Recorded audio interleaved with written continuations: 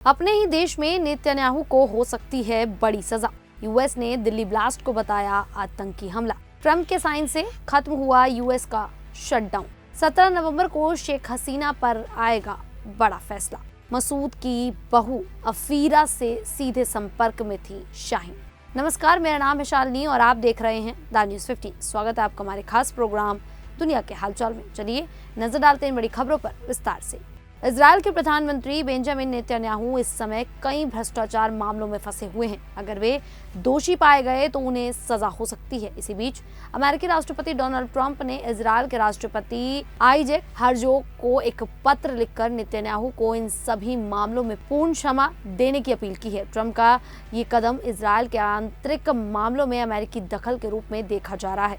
Trump ने अपने पत्र में कहा कि नेतन्याहू के खिलाफ चल रहे मुकदमे राजनीतिक रूप से प्रेरित हैं और उन्होंने इजराइल को कठिन समय में मजबूत नेतृत्व दिया है। ट्रंप पहले भी इजरायली संसद में भाषण के दौरान नेतन्याहू को माफ करने की बात कर चुके हैं।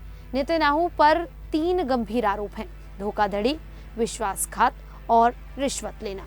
उन पर आरोप है कि उन्होंने मीडिया कवरेज के बदले उपहार लिए, नीतियों को प्रभावित करने के लिए सौदे किए और लाभ पाने के लिए रिश्वत स्वीकार की। ये मामले 2019 से चल रहे हैं और नेतन्याहू इन आरोपों को राजनीतिक साजिश बताते हैं। ट्रंप का ये कदम अमेरिका और इजराइल के रिश्तों को मजबूत करने का प्रयास माना जा रहा है, लेकिन इजराइल के विपक्षी और अंतर्राष्ट्रीय समुदाय ने इसे न्यायिक प्रक्रिया में भारी दखल बताया है। राष्ट्रपति हर्जोग ने इस पर अभी कोई प्रतिक्रिया नहीं दी है। तो वहीं दूसरी तरफ अमेरिका के विदेश मंत्री मार्को रूबियो ने दिल्ली में सोमवार शाम हुए धमाके को एक स्पष्ट आतंकी हमला बताया है।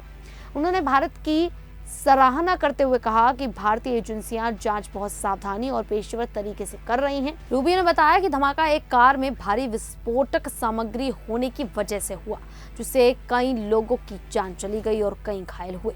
उन्होंने कहा कि भारत की जांच एजेंसियां बहुत सक्षम हैं और वे बिना किसी बाहरी मदद के स्थिति संभाल रही हैं।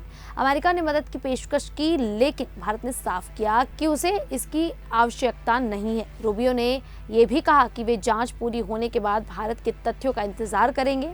रूबियो और भारत के विदेश मंत्री एस जयशंकर की मुलाकात कनाडा के नियार्गा में G7 विदेश मंत्रालय की बैठक के दौरान हुई, जहां उन्होंने दिल्ली ब्लास्ट में मारे गए लोगों के प्रति संवेदना जताई। दोनों नेताओं ने द्विपक्षीय रिश्तों और वैश्विक मुद्दों पर भी चर्चा की। इस बीच दिल्ली धमाके की जांच में एक व्हाइट कॉलर आतंकी नेटवर्क का संबंध सामने आया है, जो पाकिस्तान के आतंकी संगठनों जैश-ए-मोहम्मद और अंसार गजवात उल हिंद से जुड़ा बताया जा रहा है। इस हमले में अब तक 12 लोगों की मौत और 20 से ज्यादा लोग घायल हुए हैं। तो वहीं अमेरिका में चल रहा अब तक का सबसे लंबा सरकारी शटडाउन आखिरकार खत्म हो गया है। अमेरिकी सीनेट और सदन दोनों ने फेडरल फंडिंग बिल को मंजूरी दी, जिसके बाद राष्ट्रपति डोनाल्ड ट्रंप ने इस पर हस्ताक्षर किए। इस कदम के साथ अब देश की सभी सरकारी एजेंसियों का कामकाज दोबारा शुरू हो जाएगा। ट्रंप ने कहा कि वे रिपब्लिकन या डेमोक्रेट किसी भी पक्ष के साथ मिलकर काम करने के लिए तैयार हैं। उन्होंने ओबामा केयर जैसी पुरानी स्वास्थ्य प्रणाली को बदलने और देश को फिर से काम के लायक बनाने की बात कही। व्हाइट हाउस के अनुसार सरकारी कामकाज पूरी तरह सामान्य होने में कुछ दिन लगेंगे। शटडाउन के कारण हवाई सेवाओं पर बड़ा असर पड़ा और बुधवार को 900 से ज्यादा उड़ानें रद्द करनी पड़ी। सदन के अध्यक्ष माइक जॉनसन ने इसे गलत और क्रूर प्रक्रिया बताया। नए बिल से 30 जनवरी तक सरकारी एजेंसियों को फंड मिलेगा। इसके साथ ही SNAP और बच्चों के पोषण से जुड़े कार्यक्रमों को भी पूरा वित्तीय सहयोग मिलेगा। NSAP अमेरिका का सबसे बड़ा खाद्य सहायता कार्यक्रम है, जो करीब 42 मिलियन गरीब और निम्न आय वाले अमेरिकियों को भोजन खरीदने में मदद करता है। इससे अब करोड़ों लोगों को राहत मिलने की उम्मीद है। तो वहीं बांग्लादेश इस समय अपने इतिहास के सबसे बड़े राजनीतिक फैसले का इंतजार कर रहा है। इंटरनेशनल क्राइम्स ट्रिब्यूनल 17 नवंबर को पूर्व प्रधानमंत्री शेख हसीना के खिलाफ मानवता के खिलाफ अपराधों के मामले में फैसला सुनाएगा। इस ऐलान के बाद देश भर में तनाव बढ़ गया है। ढाका और कई शहरों में अवामी लीग समर्थकों और सुरक्षा बलों के बीच झड़पें हो रही हैं। सड़कों पर विरोध, सोशल मीडिया पर अपीलें और जगह जगह प्रदर्शन माहौल को गर्म बना रहे हैं। शेख हसीना पर आरोप है कि उन्होंने जुलाई 2024 में छात्र विरोध प्रदर्शनों को दबाने के लिए गोली चलाने की अनुमति दी, जिससे सैकड़ों लोगों की मौत हुई। उन पर हत्या और मानवता विरोधी अपराधों सहित 5 गंभीर आरोप लगाए गए हैं। अभियोजन पक्ष ने फांसी की सजा की मांग की, जबकि हसीना की पार्टी ने इसे राजनीतिक बदले की कार्रवाई बताया। दिलचस्प बात यह है कि आईसीटी ट्रिब्यूनल की स्थापना खुद हसीना ने 2009 में की थी और अब वही अदालत उन पर मुकदमा चला रही है। जुलाई 2024 का छात्र आंदोलन ही उनकी सरकार के पतन का कारण बना था।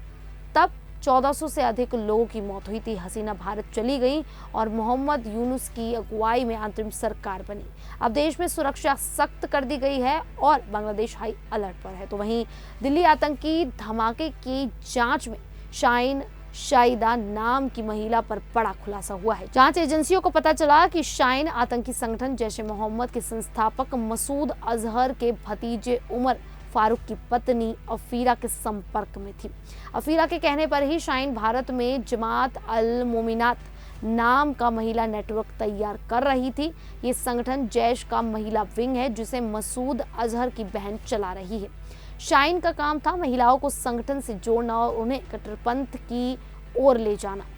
अफीरा पाकिस्तान के बहावलपुर में बैठकर शाहीन को मॉनिटर कर रही थी और भारत में जैश की महिला ब्रिगेड फैलाने का जिम्मा उसी के पास था। अफीरा की उम्र 28 साल है और वह पुलवामा हमले के आरोपी उमर फारूक की पत्नी है, जिसकी मौत एक एनकाउंटर में हुई थी। उमर की मौत के बाद अफीरा सक्रिय हो गई और अब जैश में बड़ी भूमिका निभा रही है। रिपोर्ट्स के मुताबिक शाहीन पहले मुजामिल नाम के व्यक्ति के संपर्क में आई, जो तुर्की में जैश के हैंडलर से मिला था। वहीं से शाहीन की कट्टरपंथी गतिविधियां शुरू हुई। कुछ दिन पहले पुलिस ने शाहीन को लखनऊ से गिरफ्तार किया है, जिससे अब दिल्ली ब्लास्ट की जांच को नई दिशा मिल सकती है। खैर, अब इस पूरे मामले को लेकर आप लोगों की क्या राय है, आप हमें कमेंट करके जरूर बताइएगा। अभी के लिए इतना ही, फिर हाजिर होंगे ऐसी ही देश और दुनिया से जुड़ी बड़ी खबरों के साथ। तब तक के लिए देखते रहिए द न्यूज़ 15।